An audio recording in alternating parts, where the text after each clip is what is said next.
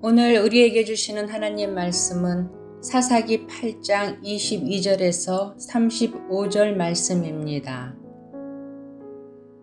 그때 이스라엘 사람들이 기드온에게 이르되 당신이 우리를 미디안의 손에서 구원하셨으니 당신과 당신의 아들과 당신의 손자가 우리를 다스리소서 하는지라.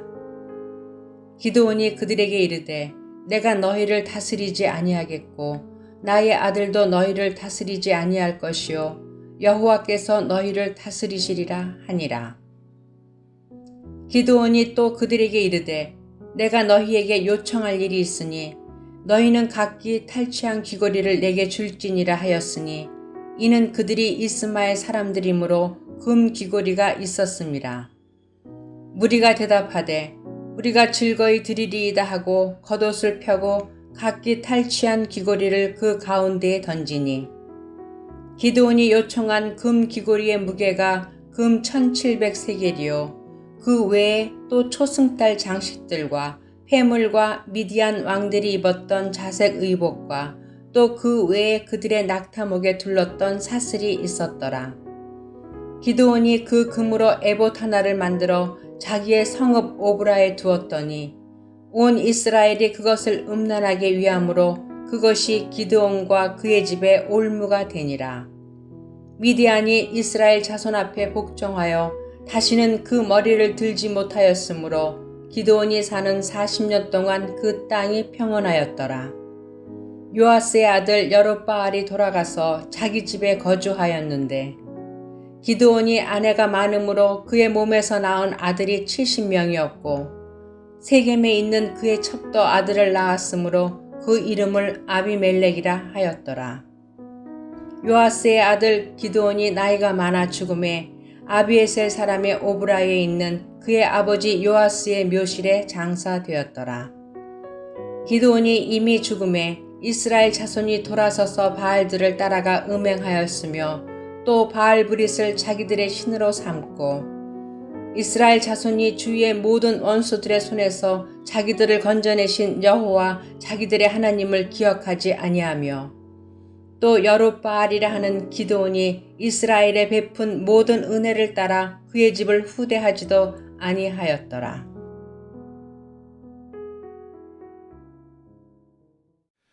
거룩한 주일입니다. 오늘도 각 가정에서 거룩한 주일에 예배를 드리시는 여러분 모두에게 하나님의 은혜와 사랑이 함께 하시기를 예수님의 이름으로 축원합니다. 지난 주일에 이어서 계속해서 이스라엘의 5번째 사사였던 기드온에 대해서 살펴보겠습니다. 처음에 기드온의 모습은 두려움이 많고 소심해서 사소한 것까지도 하나님께 여쭙는 사람이었습니다. 그러나 큰 전쟁에 참여해서 승리하고 적들의 왕들을 죽인 후에는 두려움이 없고 대담한 사람이 되었지만 더 이상 예전처럼 하나님을 의지하는 사람은 되지 못했습니다. 두려워하고 소심한 것이 문제이지만 처음에 하나님만 의지하고 순종해 나갔던 초심을 잃어버리는 것은 더 큰 문제입니다. 이스라엘 사람들은 전쟁에서 승리한 후에 기드온에게 자신들을 다스려 달라고 하면서 왕이 될 것을 요구했습니다. 오늘 본문의 첫 절인 8장 22절을 봅니다. 그때에 이스라엘 사람들이 기드온에게 이르되 당신이 우리를 미디안의 손에서 구원하셨으니 당신과 당신의 아들과 당신의 손자가 우리를 다스리소서 하는지라. 여기에서 당신과 당신의 아들과 당신의 손자가 우리를 다스려 달라라고 하는 것은 그 당시 고대 사회에서 대대로 계승되는 왕권을 말하는 것이었습니다. 즉 이스라엘 백성들은 기드온에게 왕이 되어줄 것을 요청한 것입니다. 그러나 하나님의 백성인 이스라엘의 왕은 오직 하나님 한 분이십니다. 하나님은 이스라엘의 왕으로서 하나님의 대리자로 백성들을 돕는 사사를 세우기를 원하셨습니다. 그리고 그 사사 가운데 5번째 사사가 기드온이었던 것입니다. 그러므로 기드온에게 왕이 되어 달라고 하는 것은 하나님의 자리를 탐하는 신성 모독이고 결코 기드온이 수용할 수 없는 일이었습니다. 그래서 자신은 결코 이스라엘의 왕이 될 수 없다고 대답합니다. 23절입니다. 기드온이 그들에게 이르되 내가 너희를 다스리지 아니하겠고 나의 아들도 너희를 다스리지 아니할 것이요 여호와께서 너희를 다스리시리라 하니라. 그런데 기드온이 어떻게 살았는가를 살펴보아야 합니다. 아래 나와 있는 30절을 보겠습니다. 기드온이 아내가 많으므로 그의 몸에서 낳은 아들이 70명이었고 기드온은 아내를 많이 거느리고 있었다고 되어 있습니다. 그리고 그 첩들을 통해서 낳은 아들이 무려 70명이었다라고 했습니다. 31절입니다. 세겜에 있는 그의 첩도 아들을 낳음으로 그 이름을 아비멜렉이라 하였더라. 히브리어로 아비멜렉의 뜻은 내 아버지는 왕이다 였습니다. 아내를 많이 거느리고 아들만 70명을 낳는 모습은 그 당시에 왕들이 하는 행위였습니다. 게다가 한 아들의 이름을 내 아버지는 왕이다라는 뜻인 아비멜렉이라고 지었습니다. 즉 기드온은 말로는 왕이 되지 않겠다라고 선언했지만 그의 삶은 왕처럼 살았던 것입니다. 여러분, 우리가 신앙을 얘기할 때 그것이 얼마든지 입에서 꾸며질 수 있다는 것을 생각해야 합니다. 항상 신앙이 있는 것처럼 말할 수 있습니다. 겸손한 척 할 수 있습니다. 하나님의 종이 되겠다. 하나님을 위해 살겠다. 그러나 실제 생활은 왕처럼 살고 있고 자신을 위해 살 수 있다는 것입니다. 여러분이 처음에 태국에 오셨을 때 어떤 생각으로 오셨습니까? 복음의 불모진 이곳에서 하나님의 영광을 나타내고 복음을 전해서 많은 영혼들을 구원에 이르는 하나님의 종이 되겠다는 결심으로 이 땅에 오셨을 것입니다. 우리는 우리 스스로 하나님 앞에 물어야 합니다. 나는 지금 종으로 살고 있습니까? 아니면 왕으로 살고 있습니까?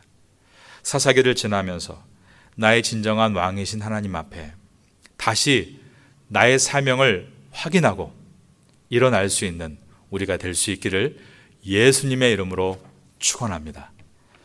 기드온은 백성들에게 이번 전쟁에서 승리함으로 적들에게 빼앗긴 전리품 중에 얼마를 내놓으라고 말합니다.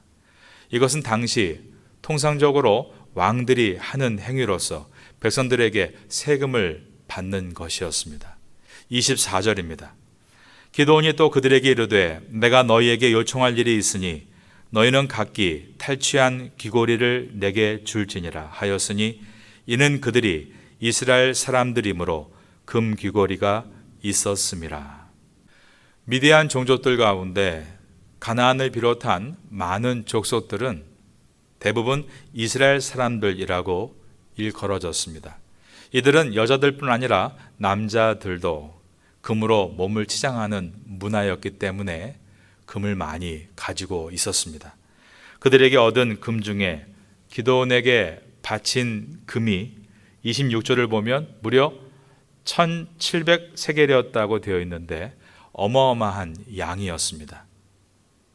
여기에 보면 초승달 장식들이 있었다라고 되어 있는데 초승달은 왕이나 높은 권력자를 상징하는 문양이었습니다. 미디안 왕들이 입던 자색 의복도 가지고 왔고 왕 같은 특별한 권력자가 타는 낙타의 목에는 금사슬을 걸었는데 그것 또한 가지고 왔다라고 했습니다. 여러분, 기드온이 이것을 모두 걸치면 기드온은 무엇이 되는 것입니까? 왕이 되는 것입니다. 우리가 좋은 것, 귀한 것을 입고 먹고 집안에 채우는 것이 그렇게 부유하게 되는 것이 물론 하나님의 은혜입니다. 그러나 그것을 가지고 하나님의 사사로 종의 방향으로 가지 않고 점점 스스로 왕이 되는 방향으로 가고 있다면 그것은 타락하고 있는 것입니다. 사실 대부분 사람들은 이런 모습이 나타납니다. 처음에는 순수하고 겸손했는데 마지막에는 타락하고 교만해지는 것입니다. 산을 올라가는 것도 어렵지만 산을 내려오는 것은 더 어렵습니다. 등반 사고의 대부분이 산을 내려올 때 생기는 것입니다. 이 세상에서 성공하는 것도 어려운 일이지만 성공한 후에 사실 더 큰 어려움이 도사리고 있다는 것을 기억해야 하는 것입니다. 바른 신앙과 겸손한 인격으로 여러분을 잘 지켜나갈 수 있게 되기를 주님의 이름으로 축원합니다.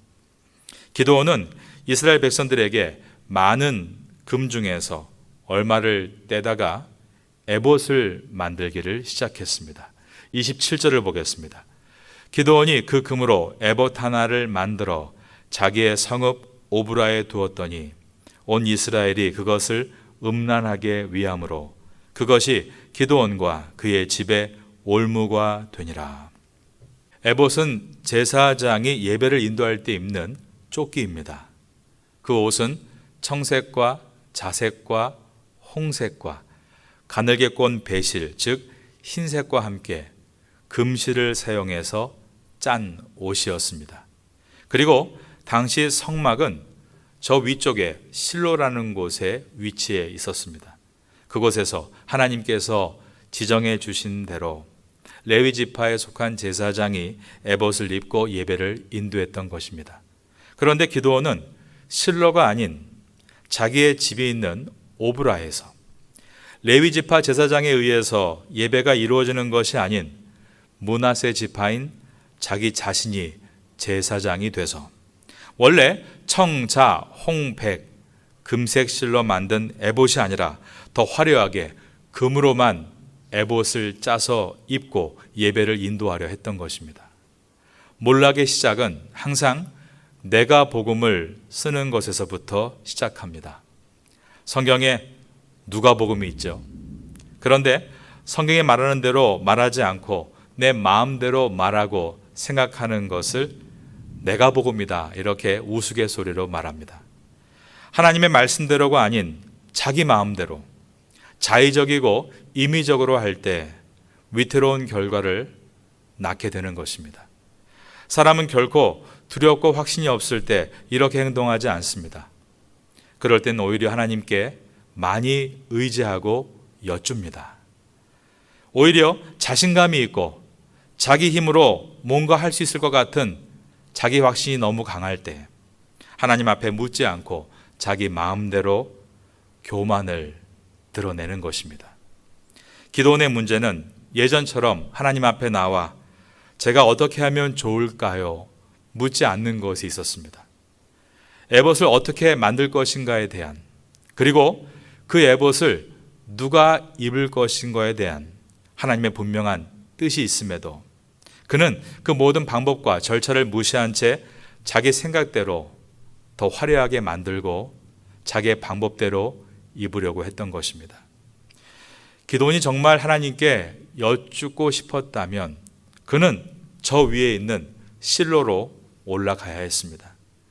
그곳에서 하나님 앞에 엎드려 물어야 했습니다. 그런데 자기 집에 있는 오브라에 에봇을 만들어 놓고 하나님의 뜻을 여기에서 묻고 여기에서 듣겠다고 하는 것은 처음에는 하나님의 음성을 듣는 겸손한 기도원에서 이제는 자기 마음대로 행하는 교만한 기도원이 된 것을 보여주고 있는 것입니다.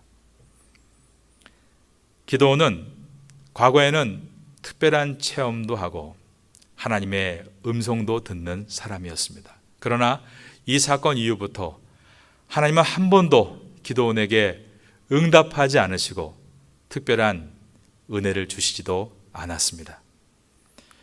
왜 제사장이 입는 의복인 화려한 금으로 만든 의복을 집에 두려고 하는 것입니까? Something special, 뭔가 특별하고 Something fantastic, 뭔가 환상적이고 Something supernatural power, 뭔가 특별한 자기만의 초자연적인 은혜를 기대하는 것입니다. 하지만 여러분, 신앙에는 지름길이 없습니다. 하나님을 신뢰하고 의지하고 하나님과의 깊은 관계를 통해서만이 신앙은 조금씩 성장해 가는 것입니다. 하나님과의 깊은 교제, 영어로 딥한 신앙이 돼야지 하나님과 교제가 값싼 칩한 신앙이 돼서는 안 되는 것입니다. 28절을 보겠습니다. 미디안이 이스라엘 자손 앞에 복종하여 다시는 그 머리를 들지 못하였으므로 기드온이 사는 40년 동안 그 땅이 평온하였더라.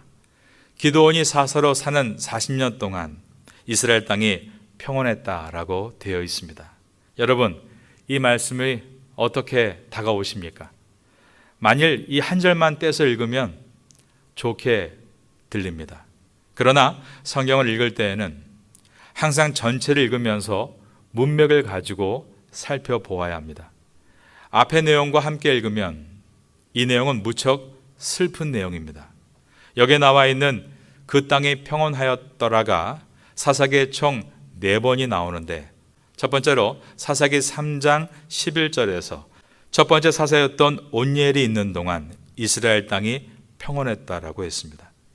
그리고 사사기 3장 30절에 보면 두 번째 사사였던 에훗이 사는 날 동안 이스라엘이 평온했다라고 되어 있습니다. 세 번째로 5장 31절에 보면 네 번째 사사였던 드보라가 사는 날 동안 이스라엘이 평안했다고 되어 있습니다. 그리고 나서 마지막으로 평온했다고 나오는 것이 오늘 본문인 8장 28절입니다. 그런데 이 이후로는 평온이라는 단어가 나오지 않습니다. 그 이유는 기드온의 타락 때문이었습니다. 기드온이 살던 40년 동안 왕이 입는 자색 옷을 입고 왕의 문양이 그려져 있는 초승달 모양의 금치장을 하고 자기가 타는 낙타마저 금사슬을 걸고 그렇게 거리를 활보하며 살았습니다. 그러나 그 끝은 아무것도 남지를 않았습니다. 34절과 35절입니다. 이스라엘 자손이 주위의 모든 원수들의 손에서 자기들을 건져내신 여호와 자기들의 하나님을 기억하지 아니하며 또 여룻바알이라 하는 기드온이 이스라엘에 베푼 모든 은혜를 따라 그의 집을 후대하지도 아니하였더라. 여기서 안타까운 것은 기드온이 타락해서 세상적인 삶을 사는 동안 이스라엘 백성들이 신앙을 모두 잃어버리고 마침내는 하나님이 계신 것도 기억하지 못했다라고 되어 있는 것입니다. 우리는 이런 삶을 살아서는 안 됩니다. 기드온은 여룻바알이라는 별명을 가지고 있었습니다. 바알과 싸워 이긴 자라는 뜻이었습니다. 처음에 자신의 마을에 있던 바알 신당을 없애고 아세라 목상을 쪼개서 땔감을 만들었을 때 얻어진 별명이었습니다. 그러나 이 별명은 훗날 역설적으로 그가 바알에게 완전히 패배했다는 것을 생각나게 해주는 말이 됐습니다. 왜냐하면 기드온이 죽고 나서 이스라엘 백성들은 일제히 바알 우상을 숭배했기 때문이었습니다. 33절입니다. 기드온이 이미 죽음에 이스라엘 자손이 돌아서서 바알들을 따라가 음행하였으며 또 바알브릿을 자기들의 신으로 섬기고 기드온은 눈에 보이는 바알 신은 섬기지 않았습니다. 그러나 바알 신이 가지고 있는 세속성, 부와 권력과 성공과 명예를 그대로 받아들이고 추구했습니다. 즉 기드온은 눈에 보이는 바알을 섬기진 않았지만 눈에 보이지 않는 바알을 섬겼던 것입니다. 그 결과 이스라엘 백성들은 모두가 신앙을 잃어버리고 말았습니다. 여기서 그들이 바알 브릿을 자기들의 신으로 삼았다라고 했는데 바알 브릿은 언약의 바알이라는 뜻이었습니다. 여러분, 하나님의 언약이 아니라 세상의 언약을 붙들고 목매며 살아가고 있지는 않으십니까? 처음에 태국에 왔을 때 오직 하나님의 약속만을 붙들고 살았던 마음이 점점 사라지고 언제부턴가 세상의 약속만 붙들고 목매는 삶을 살고 있지 않는가 돌아봐야 하는 것입니다. 우리는 세상의 헛된 약속을 붙들고 사는 사람이 아니라 이 태고 땅에서 끝까지 하나님의 약속을 붙들고 사는 사람들입니다. 물론 그것이 두려울 때도 있고 힘들고 또 우리가 몸을 부딪히면서 고통 가운데 이겨나가야 되는 일들이지만 그럴 때만이 우리의 신앙은 사라지지 않고 그 신앙은 우리 후손에게 전가될 수 있는 것입니다. 그러므로 이스라엘이 평온하였더라, 기드온의 잘못으로 사라지는 것이 아니라 우리가 온전하게 믿음으로 세워나갈 때 그 평온은 다음 세대로 이어질 수 있게 됩니다. 이번 한 주간도 하나님께서 주시는 진정한 평온을 얻게 되시기를 바라고 그 평온을 여러분의 자녀들에게 물려줄 수 있는 신앙의 선도가 될 수 있기를 예수님의 이름으로 축원합니다.